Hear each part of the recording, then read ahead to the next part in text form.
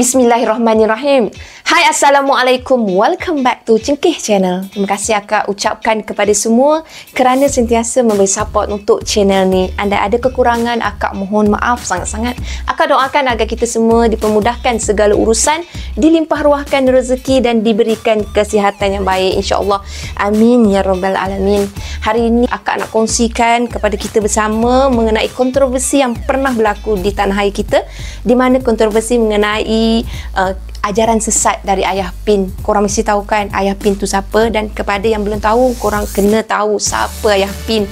Kita sama-sama ambil iktibar dari apa yang telah dilakukan oleh Ayah Pin.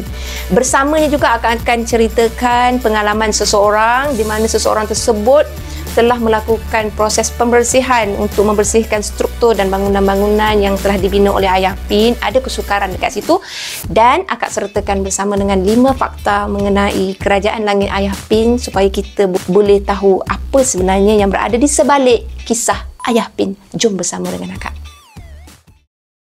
Bismillahirrahmanirrahim. Qul a'udzu birabbin nas, malikin nas, ilahin nas, min syarril waswasil khannas, الذي يوسوس في صدور الناس من الجنة والناس.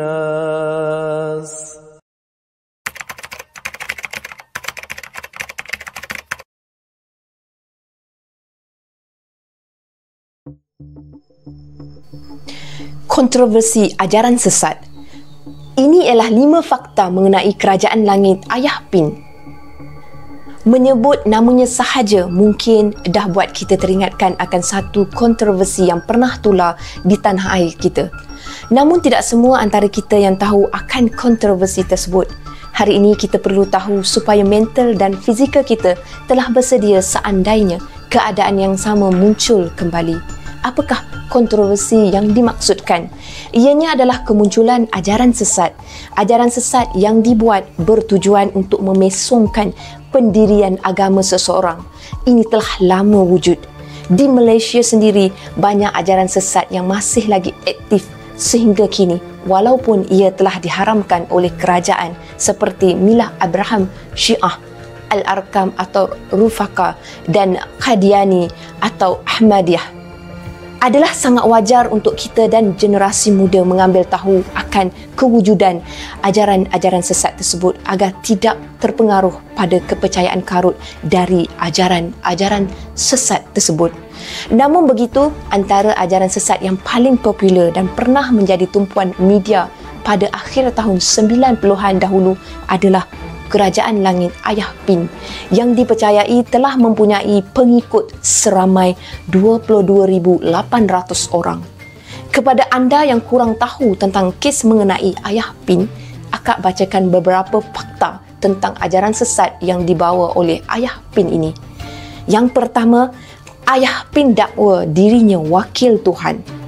Ayah Pin atau nama sebenarnya Arifin Mohammed merupakan seorang Muslim yang dilahirkan di negeri Kelantan sebelum menjadi terkenal selepas menubuhkan kumpulan ajarannya sendiri yang dipanggil Kerajaan Langit.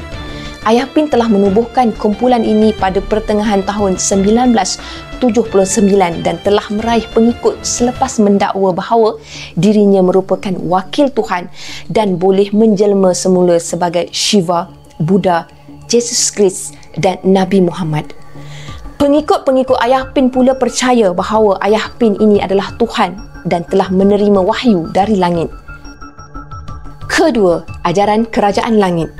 Pihak berkuasa percaya salah satu sebab bagaimana kumpulan ajaran sesat pimpinan Ayah Pin ini boleh mendapat pengikut yang ramai ekoran tekanan yang diberikan olehnya terhadap keharmonian di antara kesemua agama yang ada. Menurut Ayah Pin, semua agama adalah sama. Tuhan ajarkan rasa cinta. Dia adalah untuk sesiapa yang mahu tahu tentang dunia. Anda boleh pilih agama apa yang anda mahu. Ajarannya ini bukan sahaja dapat menarik orang Islam dari mengikutinya, malah ia turut mendapat tempat di kalangan orang-orang agama lain. Dikhabarkan Ayah Pin telah melawat beberapa kuil Hindu dan kumpulannya ini telah pun menerima satu kumpulan Kristian untuk mengikuti ajarannya. Fakta ketiga, teko sebagai simbolik. Ajaran yang berpusat di Kampung Batu 13 Hulu Busut, Terengganu ini turut mempunyai beberapa replika gergasi yang menjadi simbolik kepada kerajaan langit tersebut.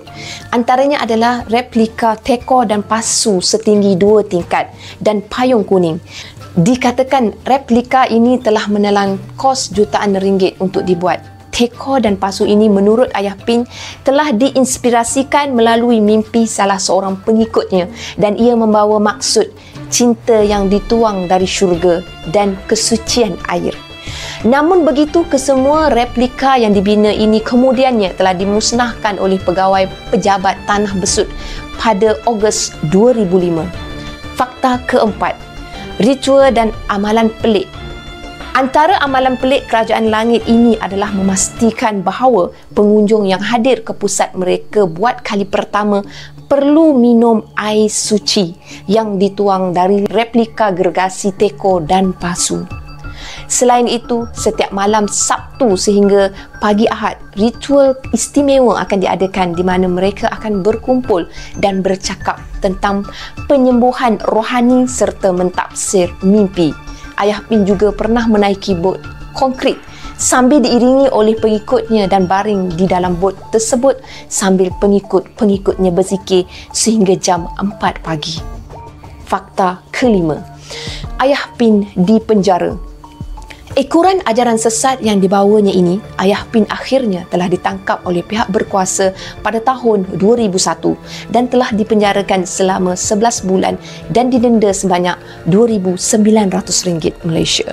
Mahkamah Syariah telah mendakwa lelaki ini atas kesalahan mempersendakan Islam serta menyebarkan ajaran yang palsu, memesong dan merosakkan serta menggugat keamanan awam. Namun begitu, selepas keluar dari penjara, Ayah Pin dan pengikutnya mula memperluaskan lagi ajaran kerajaan langit ini sehingga dia terpaksa melarikan diri ke Thailand bersama 4 orang isterinya selepas tempatnya diserbu oleh pihak polis. Pada 23 April 2016, Ayah Pin telah diisytiharkan meninggal dunia di rumah isteri ketiganya di Kampung Batu 13 Hulu Besut. Dikhabarkan walaupun Ayah Pin telah meninggal dunia, sehingga hari ini masih ada lagi pengikut-pengikut kerajaan langit ini yang meneruskan amalan mereka dan ada juga yang mendakwa yang mereka sering melihat dan berjumpa dengan jelmaan Ayah Pin.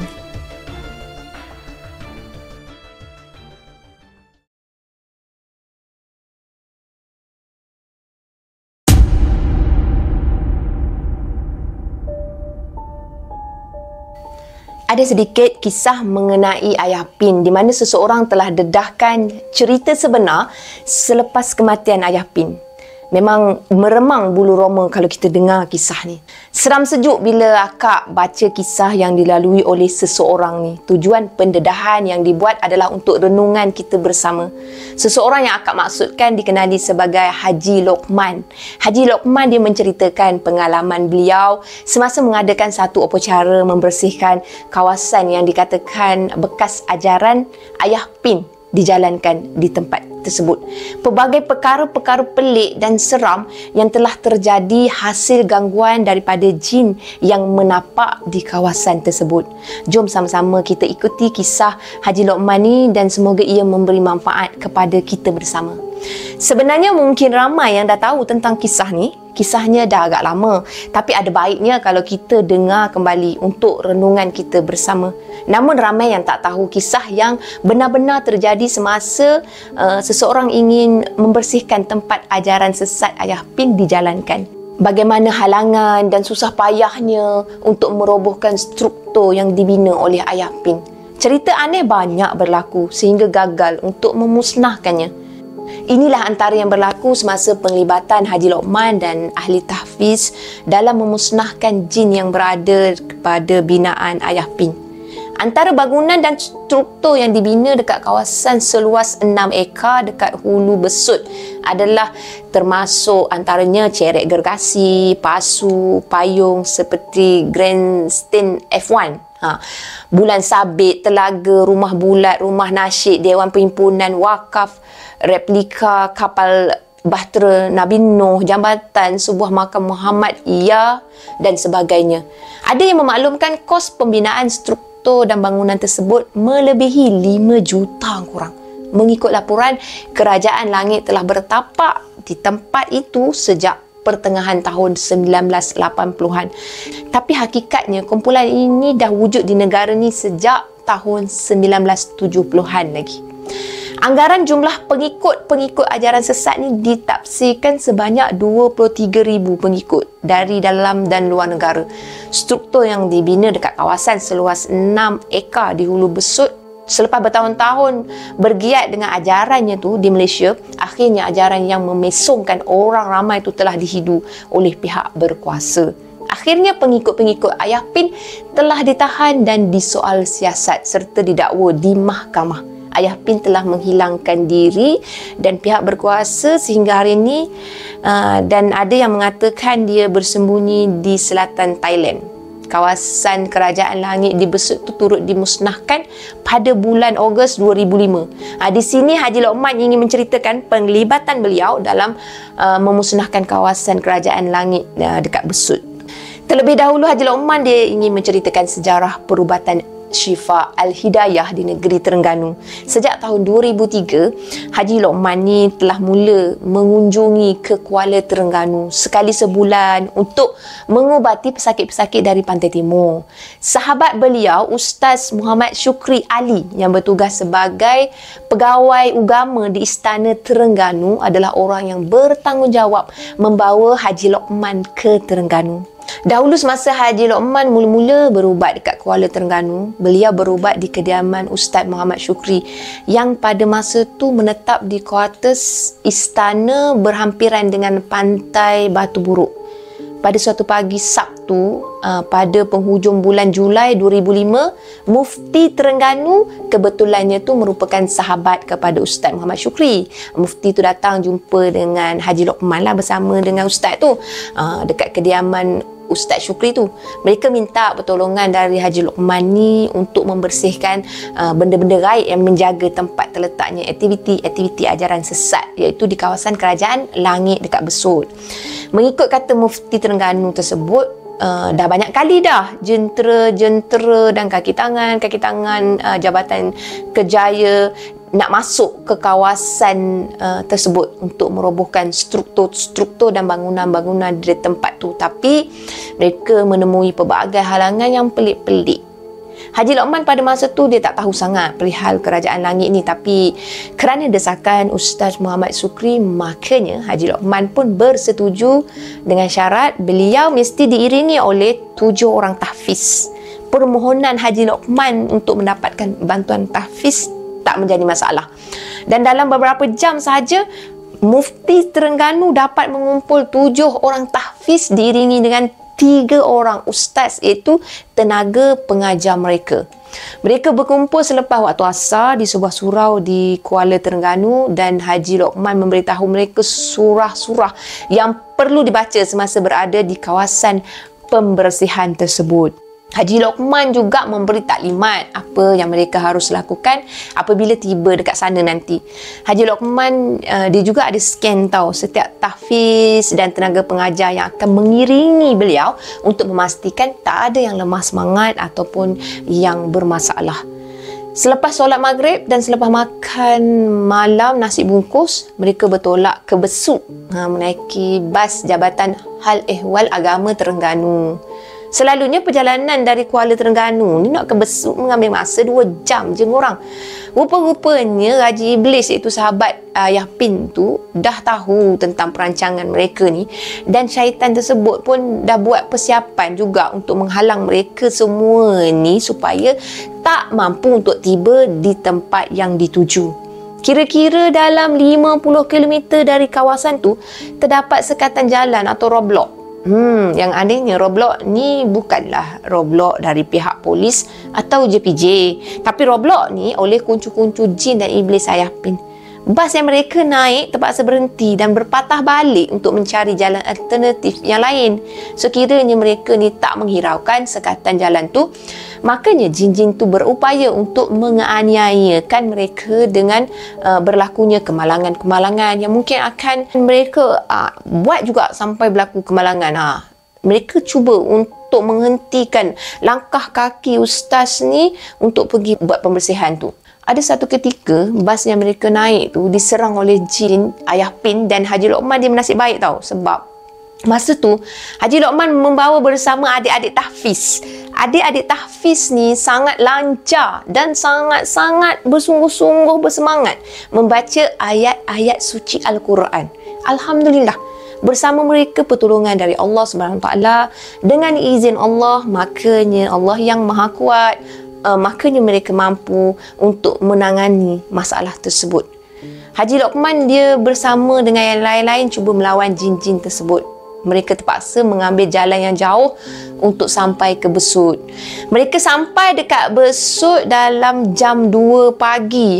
Punya lama kan? Mereka mengambil masa lebih kurang dari 6 jam lah. Lebih kurang 6 jam lah untuk sampai ke Besut. Berbandingnya perjalanan yang biasanya hanya memakan masa 2 jam je untuk sampai ke sana. Bila sampai ke kawasan yang dituju, Haji Lokman terperanjat sebab Haji Lokman melihat betapa ramainya polis-polis dari Bukit Aman ada, dan polis dari Kuala Terengganu kan. Mereka sedang menjaga keselamatan dan membuat pemantauan di kawasan tersebut. Bila sampai dekat kawasan tu, Haji Lokman dia rasa agak pelik. Bila dia tengokkan cerit besar, pasu besar, bahtera kapal Nabi Nuh dan lain-lain struktur lah dia buat. Orang kata bina semula macam tu lah bahtera tu kan. Walaupun tempat tu dah tak ada lampu sebab bekalan elektrik telah lama diputuskan oleh pihak berkuasa, mereka disinari oleh cahaya bulan yang mengambang pada malam tersebut. Setelah membuat tinjauan atau quick survey dekat kawasan tu, Haji Lokman dia mendapati ada beratus ekor jin dan iblis yang berlega-lega dalam kawasan tersebut. Tapi yang ketara sangat ialah 12 ekor jin yang mewakili beberapa agama dekat dalam dunia ni. Jin-jin ni lah yang telah membantu Ayah Pin mendirikan ajaran agama sesat kerajaan langit tu.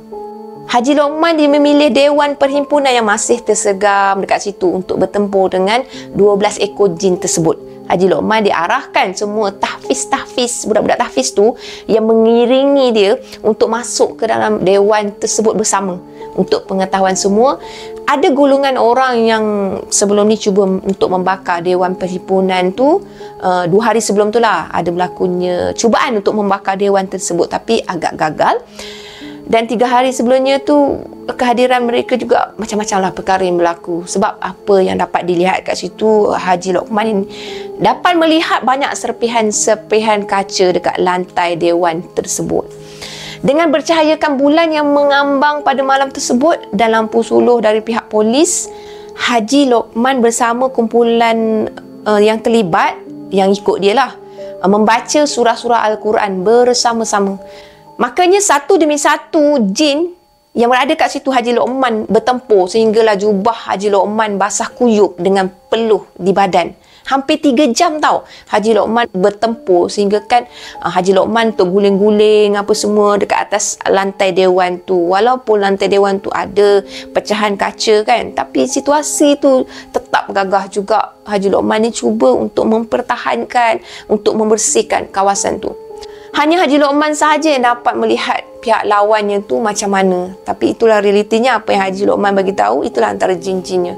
Dengan keizinan Allah SWT dan pertolongan dari Allah, serta dibantu dengan laungan dan bacaan ayat-ayat suci Al-Quran dari adik-adik tahfiz yang turut membantu pada malam tersebut, Haji Lokman dapat mengalahkan kesemua jin-jin yang berada di kawasan kegiatan ajaran sesat Ayah Pin, kecuali seekor jin yang dapat melarikan diri. Selepas tu Haji Lokman mengarahkan beratus-ratus jin yang berada di sekitar kawasan tu untuk berpindah ataupun pergi keluar dari kawasan tersebut. Tak payahlah nak berkumpul-kumpul lagi kat situ, dah tak ada apa dah kat situ. Masa cepat berlalu, masa dia orang lalui itu memang agak berat, tapi sebenarnya cepat berlalu. Sedar tak sedar dah hampir ke waktu subuh. Mereka semua bersiap sedia untuk solat subuh berjamaah. Haji Lokman dia menyuruhlah seorang daripada adik tahfiz tu melaungkan azan subuh.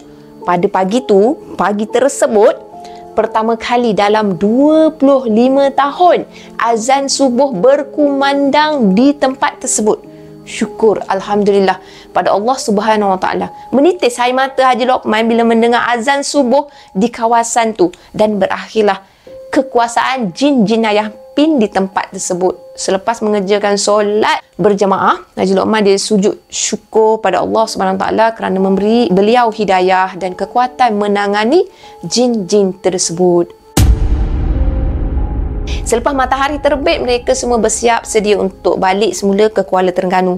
Perjalanan balik ke Kuala Terengganu aman, selesa, tanpa sekatan roadblock ataupun apa-apa halangan oleh jin-jin tadi. Mereka diberitahu tepat jam 8 pagi, pihak JKR datang dengan jentera-jentera dia untuk merobohkan semua struktur-struktur dan bangunan-bangunan di kawasan yang dibersihkan tadi. Pada hari Isnin 2 Ogos 2005, tersebar meluas cerita di dalam setiap akhbar di negara kita mengenai kawasan pentadbiran Kerajaan Langit telah dirobohkan dan dimusnahkan. Tapi apa yang berlaku pada malam sebelum kawasan tu dirobohkan, tak ramai yang tahu cerita sebenarnya. Sampailah Haji Lokman ni memilih hari yang bersesuaian untuk memberitahu kejadian sebenar yang berlaku. Terima kasih Allah atas pertolongan-Mu. Mereka berjaya menumpaskan ajaran sesat yang sudah lama berleluasa di negara kita. Amin. Amin ya Rabbal Alamin. Alhamdulillah. Syukur.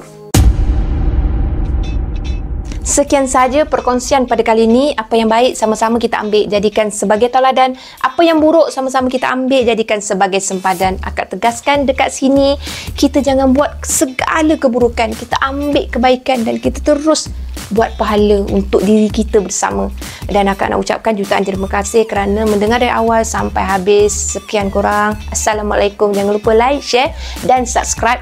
Dan jangan lupa untuk kita ketahui segala perihan mengenai ajaran sesat supaya kita tidak tersesat. Assalamualaikum. Bye.